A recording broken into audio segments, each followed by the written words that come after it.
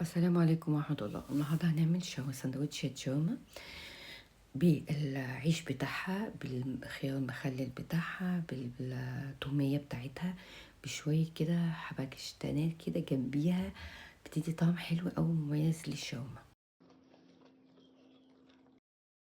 أول حاجة نعمل خيار مخلل عشان ده هيقعد شوية طويل أطول، يعني هياخد تقريبا اليوم كله. حطيت شوية منكهات ولورا وكزبرة صحيحة، وحبتين حبهان وتوم وخل وملح. هنكتب لكم كل المقادير في صندوق الوصف تحت الفيديو. انا الخيار ده هنا خيار طبعا مش بلدي، طبعا يفضل انه يبقى خيار بلدي، يبقى طعمه احلى كتير. فانا استخدمت الخيار بتاع هنا. هو مش عجبني قوي، يعني مش طالع طبعا طعمه حلو زي بتاع الخيار البلدي بتاعنا. انا قطعته عشان هو طبعا كبير، فقطعته طرنشات. نقدر نقطع الطرنشة دي كمان نصين. هحط جنبها بس في قطعة فلفل كده، نقدر نحطه حراق، نقدر نحطه بارد. سبت المواد ديت على شوية مية تغلي. بعد ما غليت طفيت عليها، اديت لها مثلا عصرة ليمون، يعني معلقة كبيرة مثلا. و شوية سكر. شوية سكر بيساعدوا على انه يحافظوا على قرشة الخيار ما يتهريش يعني. وشوية زيت، حطهم وغطيهم لغاية ما يبردوا تماما. بعد كده هجيب الفراخ بتاعتي. الفراخ دي حوالي تقريبا كيلو. ده في صدر، وفي عملت كمان صدر معاه، يعني حوالي كيلو. الكيلو ده يكفي من 5 ل6 أشخاص على حسب أكلة الشخص نفسه. أول حاجة الجزء ده كان فيه عظم فأنا شلته. بس الجزء ده العظم ده ما برميهوش يا جماعة. يعني العظم ده بشيله كده في الفريزر، أعمل منه شوربة. وبعد كده هقطع بقى الفراخ لشرايح صغيرة. انا مش عاملينها شرايح كبيرة، هوريكوا ليه. اول حاجة الجزء دوت اللي هو بيبقى جوسي قوي وطري قوي، نقدر استخدمه في اشيله مثلا، استخدمه في الستريبس، او انا هقطعه. بس لو انا عندي الصدر مش كبير، بقطعه بشكل ميلي شوية. شايفين شكل ميلي ليه؟ عشان عاوز الحتة يبقى فيها اقدر ادخلها في عصيان الشيش. هسيبها على جنب يا غير ما احط التتبيلة بتاعتي. زبادي، بصل. البصل دوت انا بشرته بصلايه، وحطيت عليه ربع كوبايه ميه وملح وفلفل ودعكتهم كويس. وبعد كده سبتهم شويه ربع ساعه، واخدت العصير بتاعهم بس. خل، زيت، وصويا صوص. ما عندكيش خلاص. بس انا ما حطيتش ملح غير في الاخر خالص، دقتها الاول عشان الصويا صوص فيها ملح. معلقه كبيره معجون طماطم، وتوم، و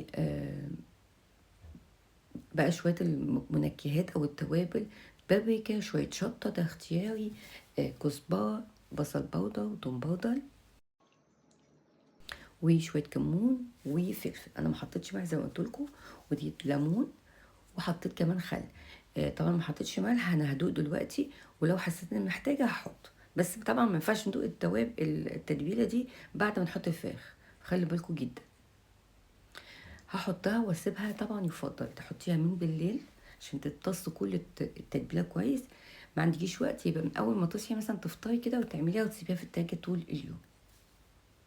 اقل حاجه 4 ساعات، يعني عشان تاخد طعم تتبيله. هنعمل العيش. احنا بنبدا بالحاجات اللي هتاخد وتقعد فتره، تاخد وقت طويل. هنعمل العيش. ده عندي كوبايتين دقيق. ده نوع من دقيق السيمولينا. شوفوا اللون بتاعه اصفر ازاي غير الدقيق الابيض. ده بتدي طراوه للعجينه شويه او للعيش بتاعي. بقلبه مع بعض وبحط رشه ملح. ولو ما عنديش الدقيق دوت يا جماعه، اقدر استخدم عشان يطري لي العجينه ويبقى طعمها حلو، اقدر استخدم زيت زيتون وزبادي. انا هكتب لكم البدايل كلها في صندوق الوصف تحت الفيديو. هحط ميه بالتدريج، مفيش معيار للميه، لغايه ما تديني عجينه ماسكه، ولا هي قاسيه ولا هي بتلزق في ايدي. شايفين؟ بس العجينه عندي مش ناعمه. انا هسيبها ربع ساعه او 10 دقايق. وبعد كده هعملها تاني مره تانية كده، هوريكم قد ايه. بصوا هي بتنعم بقى، شايفين نعمت ازاي؟ بدل ما تقعدي تعجني فيها كتير، سيبيها 10 دقايق ربع ساعة وعجني عجيتين كده، هتلاقيهم نعمت معاكي. هسيبها بقى شوية، يعني بتاع ساعة كده يا جماعة. هي مش هتخمر، بس ترتاح. انا عندي المخلل بتاعي او الخيار بالميه بتاعته بالتتبيلات اللي انا حطيتها عليه بيض تماما. فهعبيه ببرطمان طبعا معقم، وهنزل كل التوابل اللي انا حطيته عليها. اسيبه بقى لغايه ما اخلص بقى الشاورما، واقطعه واحطه عليه. حطيت رشه زيت من فوق، سيبه بقى على جنب. ونعمل بقى العيش بتاعنا. العيش دوت تقريبا وما شاء الله عمل معايا 11 رغيف في حجم حلو، يعني ولا صغير ولا كبير. انت تقدري طبعا تتحكمي في الحجم بتاعك، عايزاه كبير عايزاه اصغر. يعني هو عمل 11 10 رغيفة بحجم متوسط. انا بكورهم كده واحطهم على جنب، واخد واحده واحده وافردها. ما اسيبهمش يرتاحوا، يعني افرد على طول. طبعا لازم اهوش وش دي كده عشان ما يلزقش معايا في الرخامه او الكاونتر بتاعي. طبعا انا بكون مجهزه طاسه جنبي تكون سخنه. احاول انا بس بفرد الاطراف شويه عشان متبقاش معايا سميكه.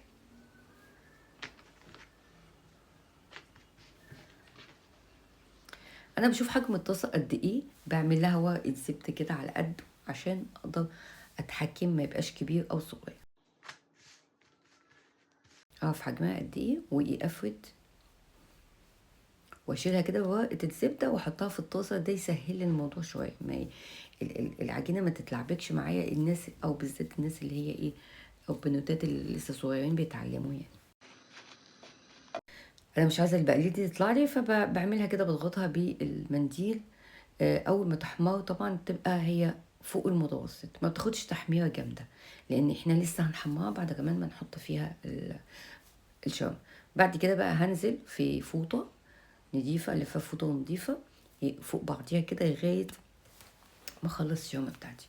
هنحتاج الصاجه بتاعت الفرن، هنحتاج بطاطس وعصيان شيش. هنحتاج قطع اما دهن اما سمين يعني، او ليا. طبعا ليا طبعا افضل طبعا بكتير، بس للاسف ان احنا هنا ما عندناش ليا في ايطاليا، فاستخدم حته قطع دهن كده. وبنعمل البطاطس يعني سميكه. البواقي البطاطس او الاجزاء اللي مش هتنفع ان احنا نستخدمها هقطعها واحطها في الفرن مع الشاورما. تحمري كده بتدي طعم حلوه. بعد كده يا جماعه هعمل ايه؟ هجيب كام معصره شيش، يعني 3 4 على حسب قطعه الفراخ انت عامله قد ايه، وبعرسها في البطاطس. وهبدأ بقى احط اغرس ايه قطع الفراخ. انتوا لو عاوزين تعملوا اصغر من كده عاوزين اعملوا، عاوزين تعملوا اكبر من كده براحتكم. انا بحط قطعتين، قطعة في النص، قطعة دهن في النص، وقطعة فوق في الاخر خالص.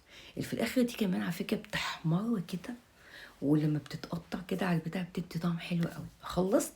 انا التتبيله دي مش هرميها طبعا، لما تحمر الفراخ ادهنها بالايه التتبيله دي تاني. بحط بقى على البطاطس شويه زيت زيتون، شويه زعتر، شويه ملح. واي صوص بينزل من الفراخ هينزل على البطاطس بياخد الطعم حلو. بغطي بس عصيان الشيش ورقه الفويل عشان ما تتحرقش. وبعد كده بقى في برضو اخد راسين توم، احطهم في فويل عشان يحمروا معايا كمان. وبصل. وبقطعه بعد كده واحطها في سندوتشات الشاورما، بتدي طعم حلو قوي ومميز كده شويه. احطها في فرن سخن جدا في الاول حوالي ربع ساعه. بعد كده اهديه ل 180 لغايه بقى ما يستوي يحمر. التوميه بتاعتي ميه ونشا، هقلبهم كده على البارد واحطهم على النار لغايه ما يتقلوا، واسيبهم يبردوا تماما.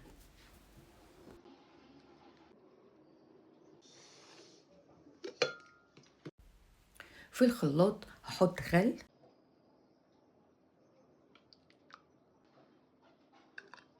و بياض بيضة وملح وتوم وليمون. لو عايزة تستغني عن البياض البيضة نقدر نستخدم بداله بطاطساية صغننة أو نص بطاطساية. هنضربهم كويس قوي في الخلاط. بعد كده هننزل بخليط النشا اللي هو بيرد معانا تماما، ونبدأ نضربهم كويس قوي لغاية ما ينعموا مع بعض. لو حسيتي ان قوام تقيل زودي شوية لبن أو زبادي. ودوقي بقى الطعم محتاج حاجة تانية هنزود.